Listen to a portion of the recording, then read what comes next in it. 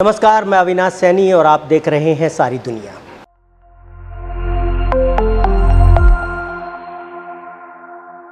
और इस समय पे जो हालात हैं वो लगातार बद से बदतर होते जा रहे हैं। सरकारी जो सुविधाएं हैं, जो संसाधन हैं, वो लगातार कम पड़ते जा रहे हैं। ऐसी स्थिति में ना अस्पतालों में ऑक्सीजन है, ना दूसरे संसाधन हैं और मरीज एक जगह से दूसरी जगह पर धक्के खाने के लिए मजबूर हैं। और इसी समय पे बहुत सारे लोग ऐसे भी हैं जो इन कमियों का दुरुपयोग कर रहे हैं, उनका फ़ायदा उठा रहे हैं और जो सैनिटाइज़र, मास्क जैसी जो चीज़ें हैं उनकी कालाबाजारी भी कर रहे हैं।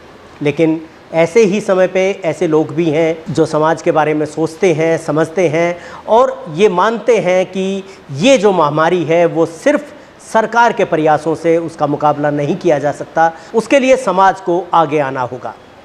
इस समय हमारे साथ आयुष जैन जी हैं। सर बेसिकली जो हमारा काम है वो इंडस्ट्रियल गुड्स का काम है, इंदर इंडस्ट्रियल सप्लायर के नाम से हिसार रोड पे जी।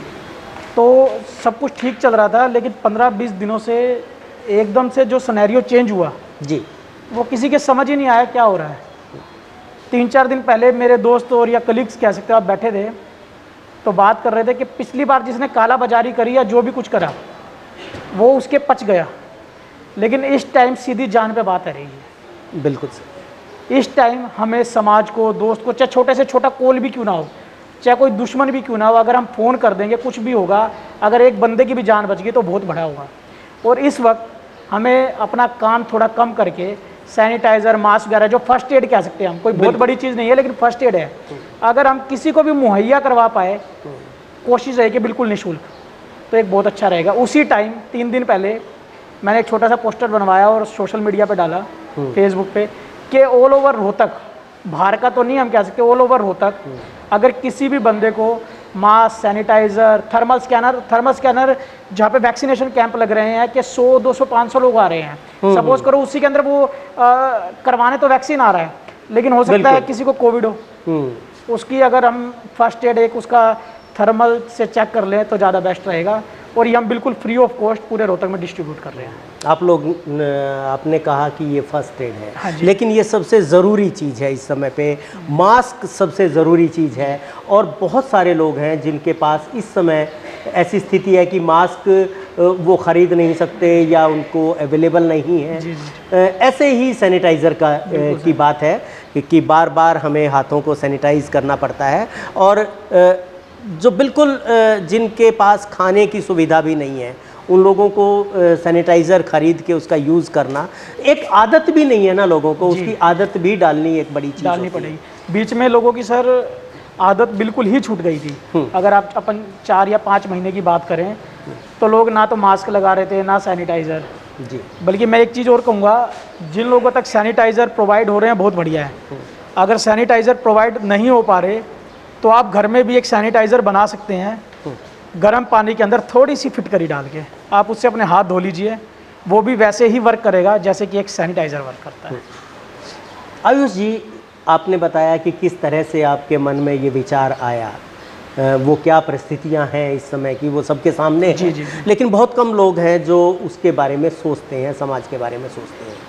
तो क्या संसाधन है आपके पास, कहाँ से चीज़ें आपके पास आती हैं? सर बेसिकली फाइनेंशियल हम ठीक हैं भैया, हम अगर औरों को देखें तो हम ठीक हैं। तो ये जो सारी परचेजिंग है ये मैं अपने खुद के पैसों से कर रहा हूँ, जो मेरी सेविंग्स है जी।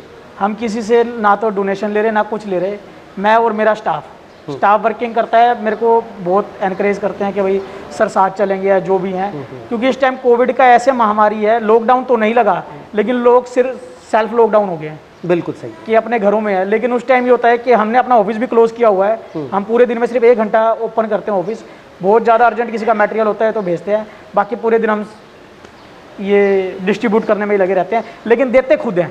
मतलब ऐसा नहीं है कि किसी का फ़ोन आ गया कि आप हमें दे दीजिए हम दे देंगे, नहीं। जो एक्चुअल नीडी तक हमारी ये कोशिश है, जो एक्चुअल में अफोर्ड नहीं कर सकता या एक्चुअल में, सर अब सपोज किसी को कोविड हो गया, वहाँ तो कोई झांकने भी नहीं जा रहा, बिल्कुल कि हमारे ना हो जाए। हम उनके घर के बाहर तक रखवाते हैं, इतना हम कर सकते हैं। बिल्कुल, बहुत बढ़िया। लेकिन ये सिर्फ एकल प्रयास है, आपका अपना प्रयास है, तो जी। क्या ऐसा नहीं होना चाहिए कि कुछ ऐसी साझी सोच रखने वाले लोग या कुछ ऐसी संस्थाएं साथ मिले तो थोड़ा सा संसाधन बढ़ जाते हैं? जी जी जी सर, उसमें क्या है ना भाई, चेन सिस्टम चलेगा जी। कोई ऑक्सीजन के लिए कुछ कर रहा है, कोई फर्स्ट एड, जैसे मैं कह रहा हूँ फर्स्ट एड के लिए कुछ कर रहा है। अभी कल मेरे पास आरएसएस से फ़ोन आया था, मेडिकल के अंदर उन्होंने बहुत अच्छा काम किया हुआ है। जो कोविड चेक करते हैं वहाँ बहुत ज़्यादा मारामारी थी कल मेडिकल के अंदर, तो उन्होंने क्या किया हुआ है, लाइन लगवा के नंबर लगवा रहे हैं कि एक दूसरे से झगड़ा ना हो, तो वो अंदर भेज रहे हैं बाय वन। तो उनका फ़ोन आया, सर मास्क सैनिटाइज़र, मैं 5 साढ़े 5 बजे कॉल आई थी, मैं जब ही गया और मैंने उनको वहाँ गया और मैंने वहाँ मटेरियल अरेंज करवाया। जी। किनको देते हैं आप? संस्थाओं को देते हैं नहीं सर, या व्यक्तियों को देते हैं? सर व्यक्तियों को देते हैं, लेकिन संस्थाओं में उनको देते हैं, जैसे आरएसएस है, या कहीं वैक्सीनेशन का कैंप लग रहा है, या कहीं ब्लड डोनेशन कैंप भी लग रहा है, वहाँ पे तो जो ऑर्गेनाइजर है हम उनको डिस्ट्रीब्यूट कर देते हैं, वो आगे अपना, क्योंकि सर एक तो वो अपना टाइम लगा रहा है वैक्सीनेशन के लिए, वहाँ भी संस्थाएं काम कर रही है अपना काम छोड़ के, और उस वक्त कम से कम वो एक चीज़ से फ्री हो जाएंगे कि हमारा सेफ्टी की जो इक्विपमेंट है वो हम तक प्रोवाइड हो जाए। बिल्कुल। तो वो निश्चित हो जाते हैं एक तरीके से कि हमारे पास फर्स्ट एड का सामान आ गया, उसके बाद वो ईजिली काम कर सकते हैं वैक्सीनेशन का। जी।